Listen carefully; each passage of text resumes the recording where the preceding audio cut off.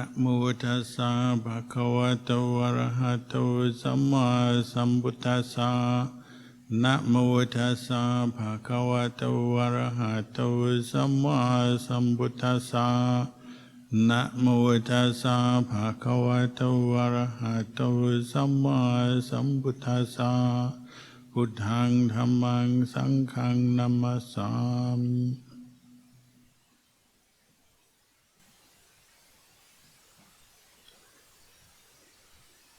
Blessings, everybody. Today is the half moon lunar observance day.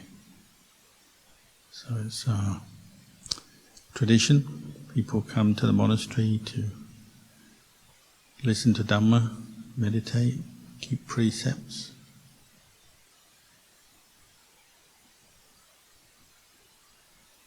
And particularly to develop their meditation practice. So, monastery is one of the best places to do that. A place built and dedicated to the practice of Dhamma and Vinaya, training in the monastic discipline, which is a support for the practice of meditation.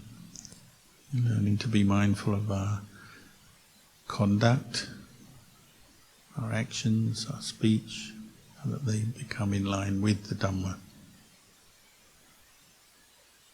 And the monastic training rules were only developed to help us to move towards Nibbana, to help us have the discipline and the skills and the awareness to free our mind from the mental defilements. And the way of practice is one of awakening to the truth, clearing away the delusions and the ignorance which cause us so much internal chaos, confusion, suffering.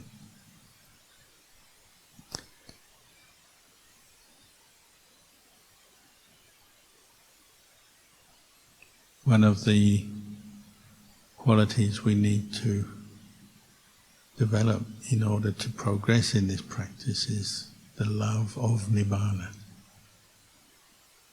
It's a good way to sort of check yourself how your practice is progressing. And do you love Nibbana yet? Do you really want it? Because if you don't love it yet, then you're unlikely to get it. You have to really want something. Not in the way of grasping or attachment, but just having that appreciation that the highest happiness, as we just chanted, is Nibbana. You know, the end of suffering, the unconditioned, the unborn, the uncreated. Freedom from the influence of greed, anger and delusion. If you want that, you're going to have to really love it as a goal, as an aspiration. Otherwise our mind will always turn away to something else, because there's plenty that the world has on offer for us to turn to.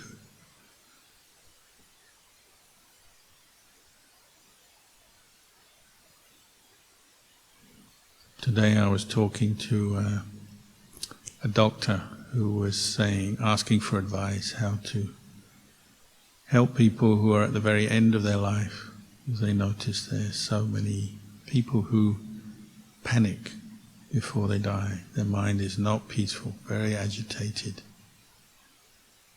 expressing some of this suffering and internal confusion, facing the closeness of death.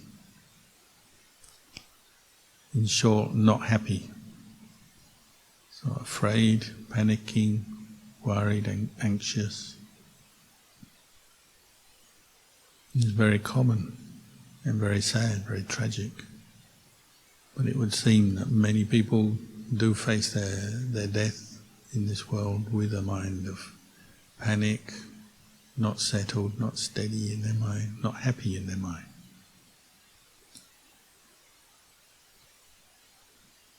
Why is that? or partly because we spend a lifetime pursuing things that cannot really satisfy us or bring us happiness. And then in the end, when we're losing them, we panic because we don't know what else to turn to. Whereas somebody who has spent a life developing the path towards Nibbana, even if they haven't reached it, they may have had a glimpse or an idea of what it's about, what its nature is, what it's like. They get this great steadiness, and they've learned how to let go on one level or another. So they have great peace, even happiness, inner happiness towards the end of their life. Because they know the things that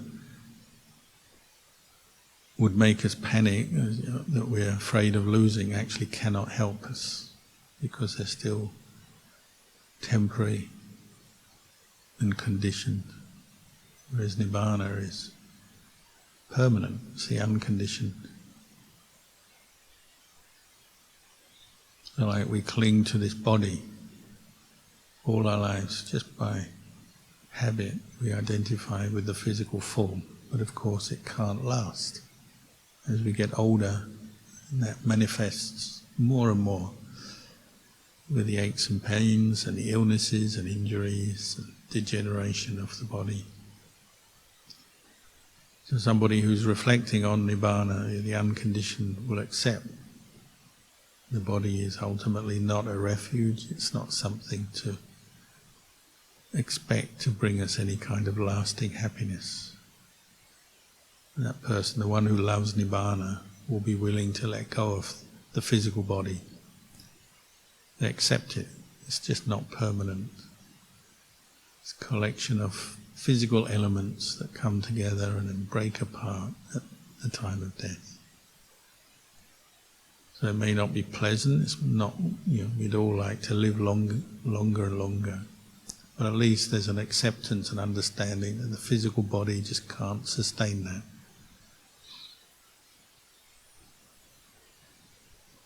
So even a meditation that the Buddha gave us, the meditation on death, Marananusati.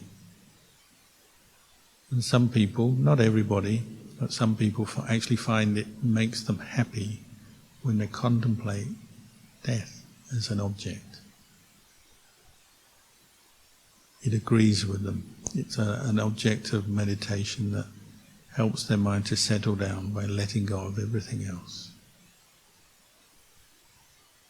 Because what does death mean? It means you let go of this body, your possessions, your family, your friends, everything that you might identify with, care about, or love, you have to let go at death. But for some people, they find when they meditate on that, it's actually a relief. The mind is experiencing the letting go. As Ajahn Chah used to say, dying before you die. Is the relief of letting go of worries, the burden of attachment, by reflecting on death. And seeing that really the most important thing is bringing your mind to the present moment.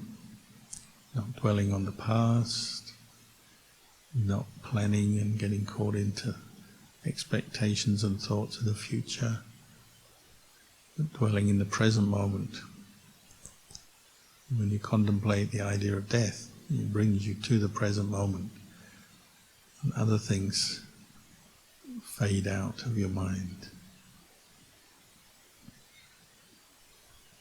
Any meditation object in the beginning has to bring us a certain contentment and happiness. So even the recollection of death can do that.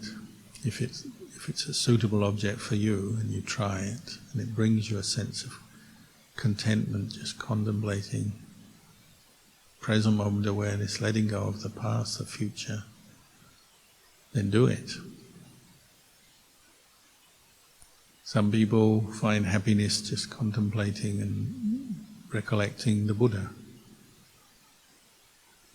Or as we did earlier this evening, the thought of loving kindness. Some people find the breath brings some happiness, calms the mind, settles the mind. As we practice meditation, we're looking and experimenting, finding an object that will bring some inner happiness. We're content to put our attention on that object over and over again.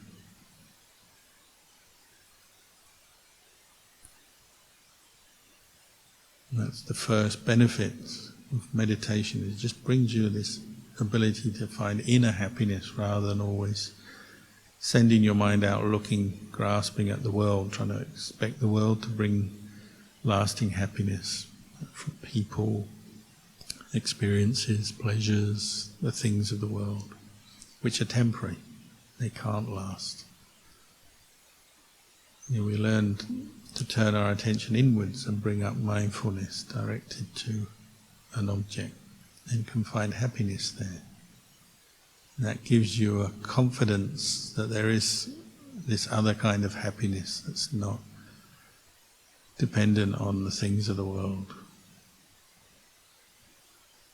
Sometimes in the beginning people have to use very simple, attractive objects that maybe are not long-term meditation objects. They're not to really be developed permanently or long-term, but to help give them a start in their meditation practice. They use something that holds their attention, brings them a sense of satisfaction.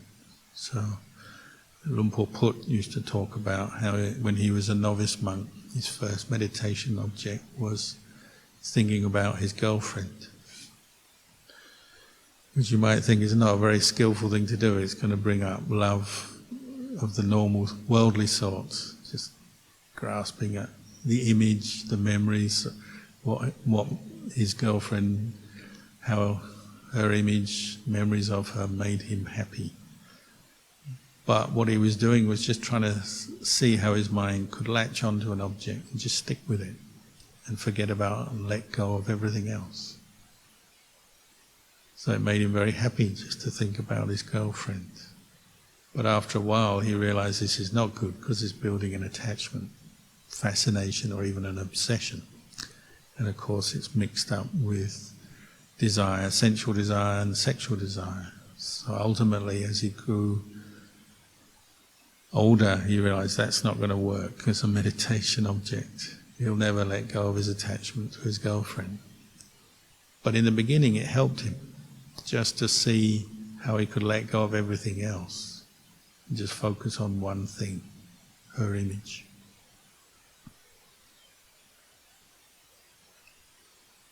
Or Ajahn Bundain was another one who used the rambutan fruit. It wasn't even his idea. It was the idea of his first teacher, Luang Por Khao. When he was only 7 years old, a young boy, with his mum in the monastery, Luang Por Khao understood that this boy would have a future in meditation. He could see the brightness of his mind even at this young age. He's just a boy, so he's not yet ready to maybe focus on the breath or contemplate impermanence. So he gave him a very simple object to start with. Just focus on his favourite fruit, the rambutan, and recite the name, which in Thai is Ngok, Ngok, Ngok, Ngok, Ngok, Ngok, and fix his mind on the visual image of a rambutan, the red, hairy skin, and then the beautiful, delicious-looking white, succulent fruit on the inside. And just to focus his mind on that and nothing else, until his mind is completely one-pointed and happy with that object. So sometimes in the beginning of meditation you need some object that will bring you contentment so that you're happy to continue with it.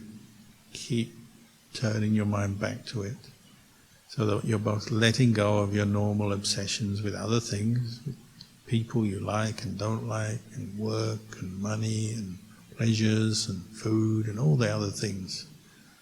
Helps you to let go of all that, and then brings this sense of satisfaction inside, to just merge your mind with this one object.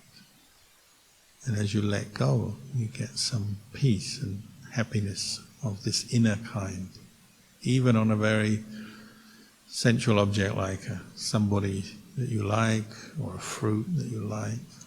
It's a start. Of course, as you get older and you progress in your practice, you will probably drop those kind of objects, but it's still a start. So whether it's the thought of death, or the Buddha, or a fruit, or even your girlfriend, the idea is you're finding an object that your mind is content to just keep returning to. So it can pull your mind away from loves and hates, confusion, excitement, boredom, distraction, sleepiness, worries, all the other kinds of what we call the hindrances, and develop some stability of mind, samadhi, one-pointedness, eka kata or eka citta, the one mind. Your mind learning to be in one place with one object. And its one function of samadhi is to give you this one-pointed awareness which brightens the mind and energizes the mind because you're letting go of everything else. And it gives you a taste of inner peace, inner happiness, where your mind separates from everything else it's normally caught up in. And the other aspect of samadhi is developing insight into the three universal characteristics, anicca, dukkha, anatta, impermanence, the unsatisfactoriness, and selfless characteristic of phenomena, physical phenomena, mental phenomena. Well, we say samadhi because there's still this one-pointed awareness, the mindfulness that we train in, we practice every day, ideally every day, to make your mindfulness very strong so that you can maintain it and observe impermanence in your experience, for example. What does that mean? Well, meaning you're mindful so you can see feelings arise. They'll still arise. It's not that they don't arise. They arise, but they don't pull your mind into mental proliferation, getting lost into moods of like and dislike, fantasies, imagination. But just seeing the characteristic of impermanence arising, passing away. The unsatisfactory nature of physical or mental phenomena, because they're arising, passing away, they don't last. The more you see that, the more you're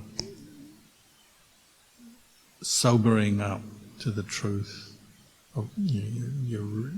Normally we get intoxicated with the next experience, the next thought, the next pleasurable feeling that we're seeking and wanting, the next exciting, stimulating memory, imagination or external experiences that come in through our senses.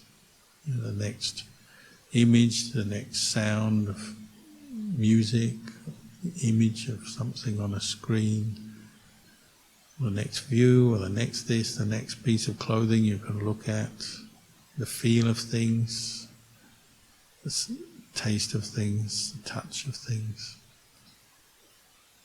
The mind is always looking for the next one, but if you're focusing on the characteristic of dukkha with mindfulness, you're noticing how all those pleasurable experiences you see fade out, sometimes very quickly, sometimes slower, but they fade. That's their nature. They don't last. And your mind moving towards them, grasping, wanting, is suffering. It's not peaceful, it's not satisfying.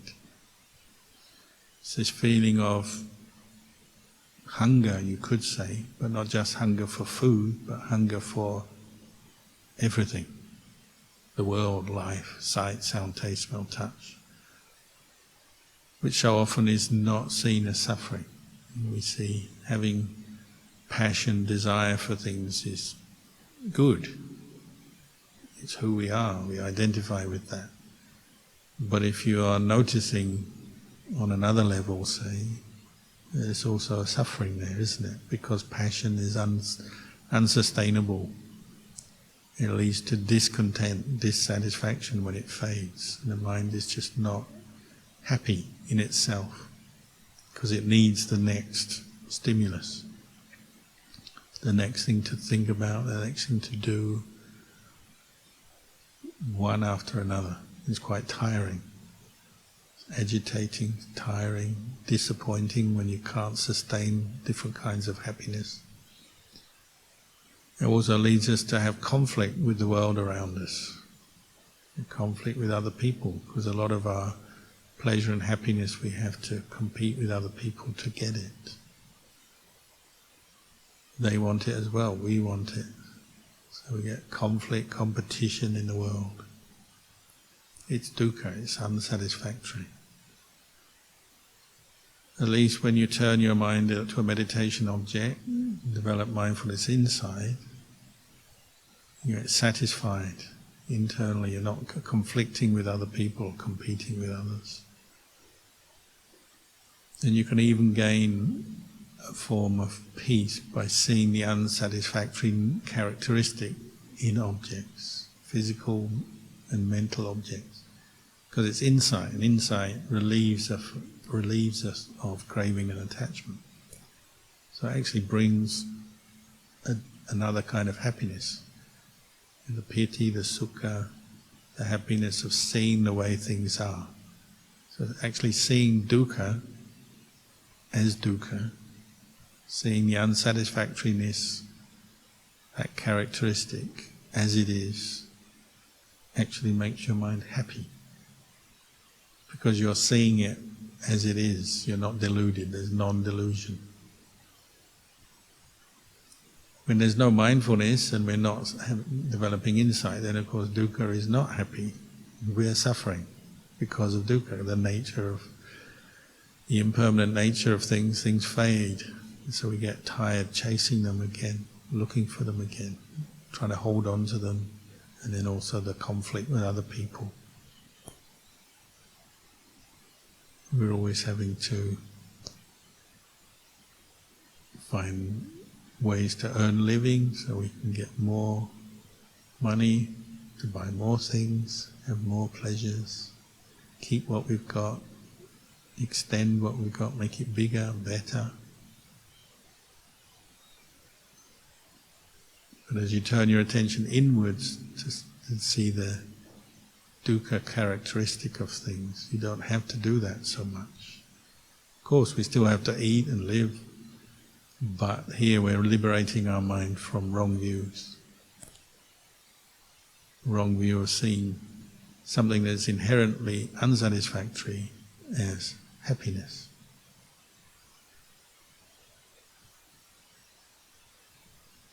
Back to the body again, seeking pleasure with this body all the time, identifying with it when actually it's getting older, getting sicker, getting worn out.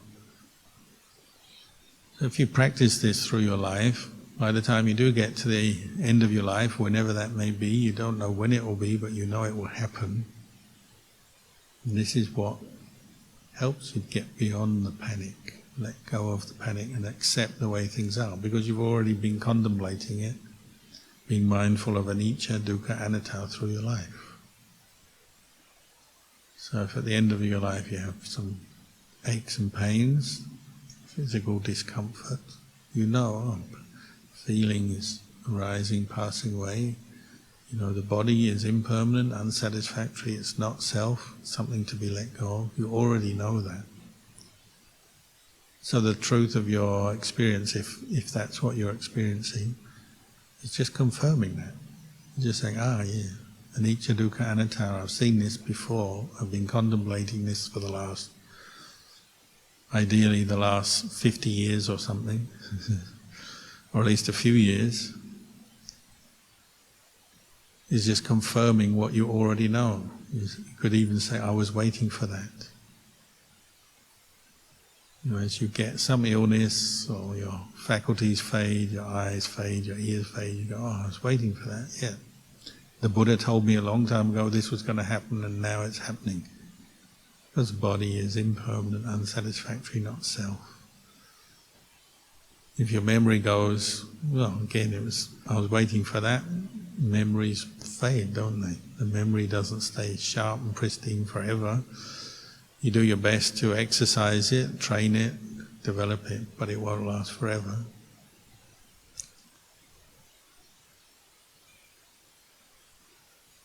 If you can train yourself to be mindful of impermanence, unsatisfactoriness, and the lack of self in physical, mental phenomena, seeing them as conditioned rather than believing them as belonging to you and you're in control and making everything happen the way you want. If you can see through these delusions, then there's no need to panic. At the end of your life, you just know this is the way it is. Another way to help face that possible panic is just reflect on the good that you've done through your life. Now, if you're listening to this talk, it must mean that you have some interest in the Buddhist teachings. You already maybe have strong faith, or at least some faith in what the Buddha taught. That already is a great blessing for you, your great good fortune, good luck. That's something to rejoice in. You've had a life listening to Dhamma, practicing Dhamma, helping other people, practicing generosity, kindness. You've got a whole store of good karma and good experiences in terms of your spiritual practice. Then you can come back to remember that, recollect that at the end of your life. And again, no need to panic. Focus your mind on some of the good things you did. And even better than that, if you can maintain mindfulness, then focus on the changing nature of body and mind.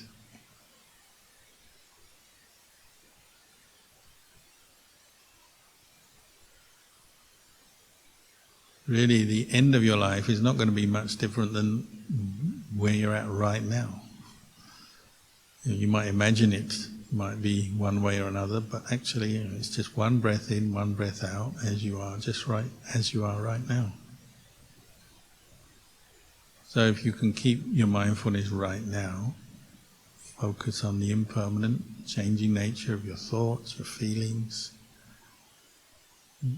Bring yourself to see the mind itself, this quality of knowing.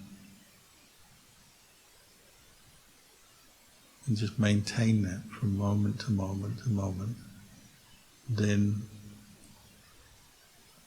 there's no need to panic, no need to fear death. It's just like this, maintaining the knowing, the awareness. Letting go of greed, anger, delusion, attachment, fear. If you let go of fear, anger, what's left? Kindness and compassion. Love. Goodness. If you have goodness in your heart, there's nothing to panic about. This is why we practice.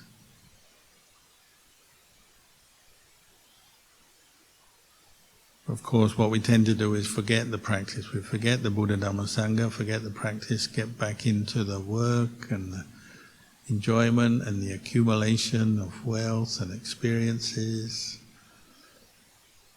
And then later on in our life we sort of say, oh, I forgot to practice. And we sort of struggle to get back to the practice. Start again when we're 60 or 70. And it's a bit harder then, isn't it? If you wait till that age, it's harder. The knees hurt, the back hurts, can't remember the Dhamma teachings that they give you.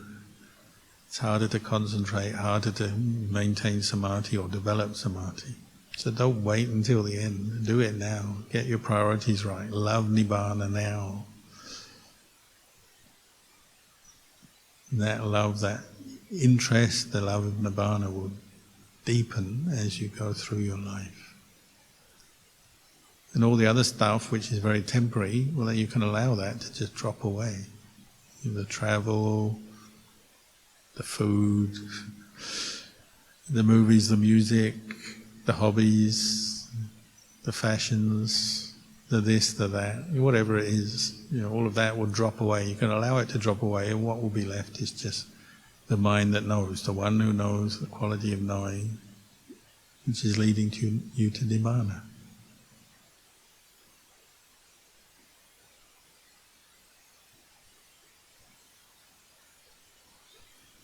So I'll leave you with those reflections tonight.